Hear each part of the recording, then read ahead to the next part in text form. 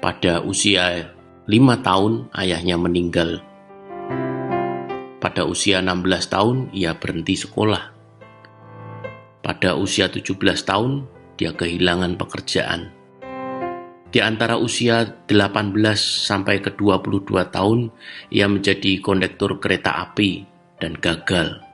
Setelah itu ia mencoba bergabung dengan tentara dan ternyata gagal juga. Tak berhenti di situ, kemudian ia mendaftar di sekolah hukum dan ia ditolak. Mencoba mencari peruntungan lain dengan menjadi penjual asuransi dan dia gagal lagi. Dan di usia yang ke-19 ia menjadi seorang ayah. Pada usia ke-20 istrinya meninggalkan dia dan mengambil bayi perempuannya. Lalu ia menjadi seorang koki dan mencuci piring di sebuah kafe kecil.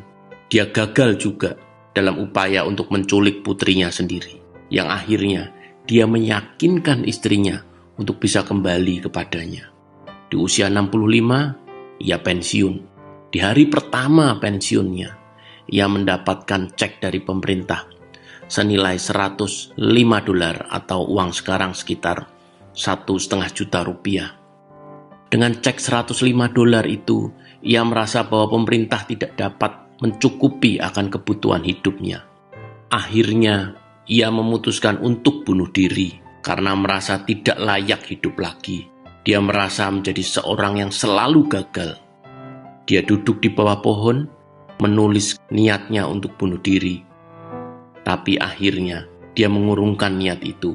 Dan sebaliknya, ia menulis sebuah resep masakan. Di sisa usianya, yang sudah senja, ia masih punya kesempatan dan keahlian, yaitu memasak. Singkat cerita, ia meminjam $87 kepada temannya untuk membuat ayam goreng. Lalu ia berjualan dari pintu ke pintu dan awalnya ia ditolak lebih dari 1000 kali. Dan akhirnya ada satu rumah yang mau membeli masakannya. Ingat, di usia 65 ia sudah menyiapkan niat untuk bunuh diri. Tetapi di usia 88 tahun, Kolonel Sanders menjadi pendiri KFC.